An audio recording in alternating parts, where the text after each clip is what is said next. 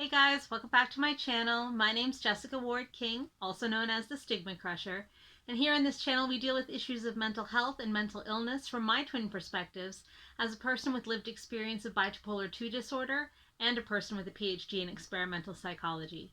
Sound like your jam? You're more than welcome here. Please remember to hit that subscribe button, and if you'd like to be notified each and every week when I post, hit that notifications bell as well. Remember to like and share widely. We would love to add folks to our community here. Well, with that, I guess it's time to start stigma crushing for this week. I've been doing a lot of thinking and working on allyship. Now, allyship is a feature that often will come up when talking about race relations or discrimination in general. And you have a group of people who belong to a particular group, be that a racial group, be that a member of the LGBTQ2 community, be that a person with mental illness. And then there are folks that do not belong to that group, but who want to lend a hand, who want to help in the fight, the good fight against discrimination and prejudice against these particular groups. And so we call those folks allies. It's a recognition that you don't have to be part of a group to want to fight for the group. The problem is we don't always know how. We don't always know what being a good ally looks like. And I have found that nowhere more true than in issues of mental illness and mental health. And so I thought we might explore the idea of allyship with the mental health community today. So being a good ally really in truth means being an amplifier for the voices of the people in the group that you are trying to support. So being a good ally to persons with mental illness is making sure that the persons with mental illness themselves, their voices are heard, that their messages are amplified, that they are being the architects and authors of their own stories. And an ally can do nothing better than amplify. What does amplifying look like? Amplifying looks like retweeting the tweets of people that are living with mental illnesses or struggling with mental health conditions.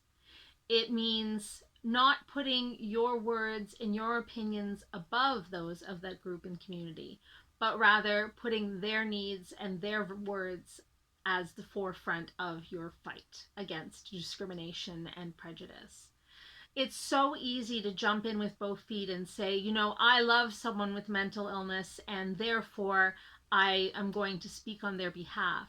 It's a lot more difficult to say, I love someone with mental illness and I'm going to amplify what it is that they are saying. Because quite often we really do want to just jump in with both feet and be as supportive as possible. But there's the old trope of, well, some of my best friends are, insert your group here. So in our case, some of my best friends have mental illness. Therefore, I'm an expert on the subject. Not so. Lived experience is just that. It's lived and living, in fact. It is constantly living that experience. You certainly, as an ally, have the experience of loving someone with mental illness, but you may not have that experience of living with it. That is absolutely essential to the viewpoint of the group of people with struggling with mental illness. It's not enough just to want to help. You have to really know how to go about it so that you are best able to support and, as I say, amplify the voices and viewpoints of people that are struggling with mental illness. Something else that you need to do as an ally is to educate yourself. Just having someone in your life that is struggling is not enough of an education. It certainly is an eye-opener and can be a very good education, but it's not enough. Educate yourself about the issues around mental health and mental illness that people with lived experience and living experience of mental illness are fighting for and against. Make sure that you are taking the courses, to make sure that you are reading the materials, make sure that you are paying attention to the news articles.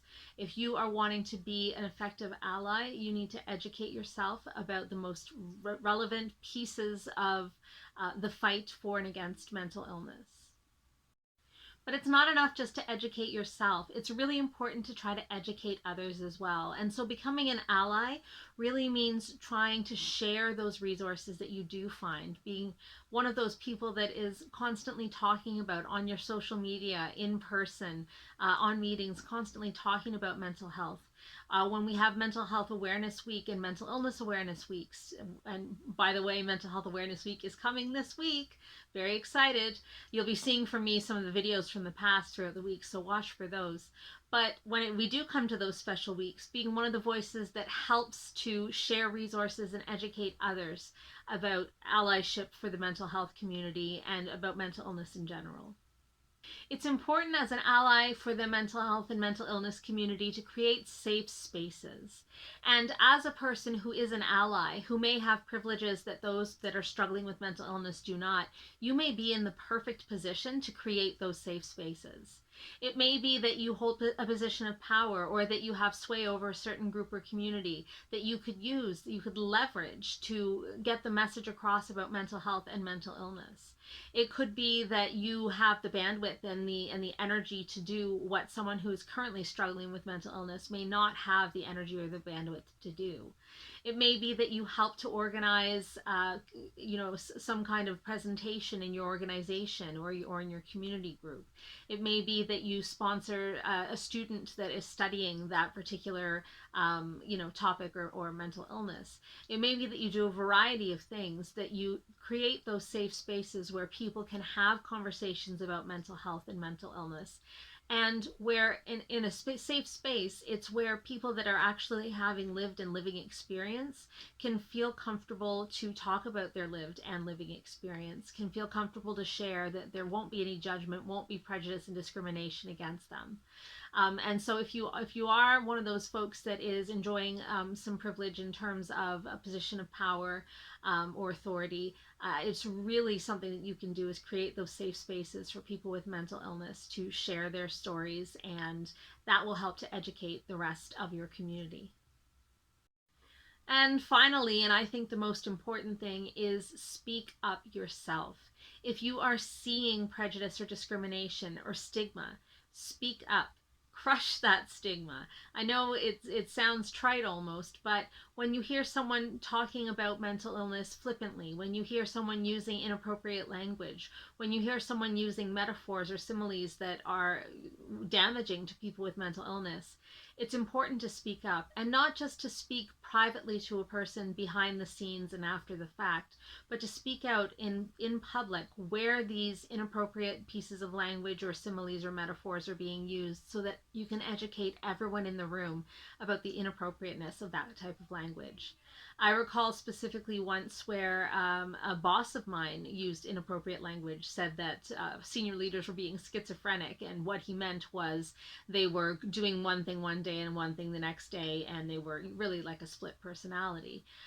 But that wasn't appropriate. And so in the meeting, it took all of my powers of stigma crushing to do, because I was not in that position of privilege or power, but I spoke up, and I spoke about how using the word schizophrenic was not appropriate in this sense, that you should use terminology that's more specific and appropriate. So to say that senior leadership is thinking one thing one day and doing another thing the next, rather than trying to flippantly use the word schizophrenic.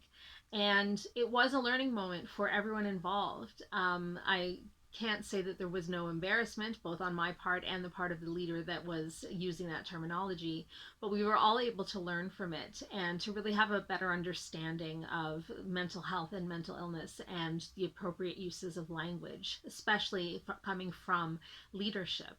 And so every time that you can do that, and you will, if you start to listen, if you start to pay attention, you will find that you can do it fairly often.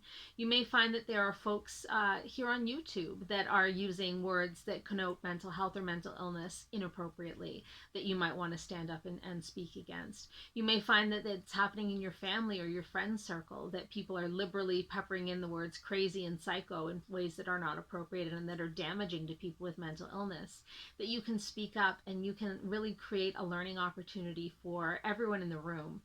As I say, it's not enough just to quietly speak to the person after the fact when no one else is around, because that learning only happens between you and one other person. Whereas if you're able to speak up in the room with everyone involved, you can make sure that everyone in the room knows that that was inappropriate. However, it is not easy to do, and so if all you can do is pull the person aside quietly afterwards, that'll work too.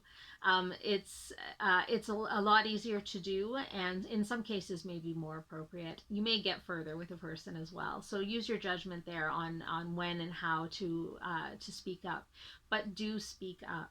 That is, I think, truly the most important thing, and that's why I do what I do. I speak up and speak out. I try to crush the stigma as publicly and widely as I can. And as I say, it's not for everyone to be a walking billboard for mental health and mental illness.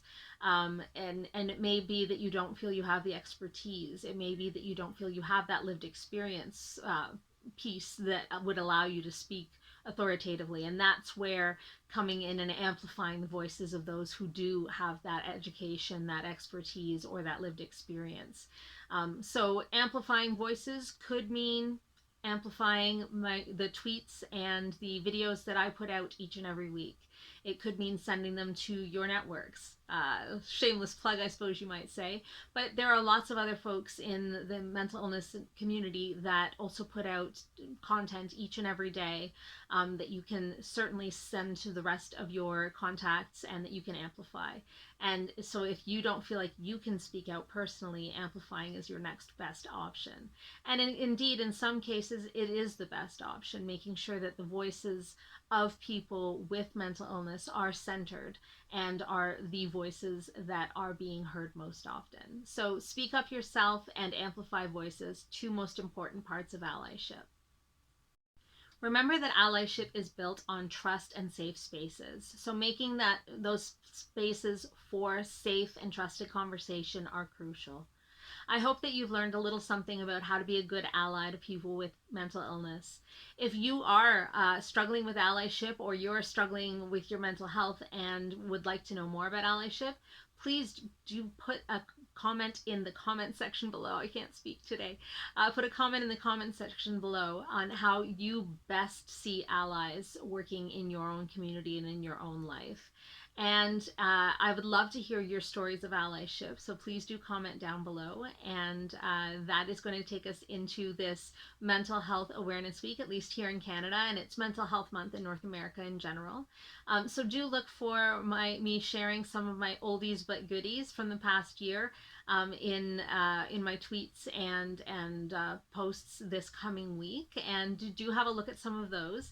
If you're new here, do look back at the videos. I've been doing YouTube for over a year now and have a good selection of videos on a wide variety of topics. So please feel free to link into my channel and have a look at some of those. And we would love to add new people to our community all the time. So if you see something here that one of your friends or family members might like, please do forward it on to them, and we can grow our community from there. Well, it was good to see you this week. I look forward to seeing you again next week. Take care, everyone. Bye. Stigma Crusher.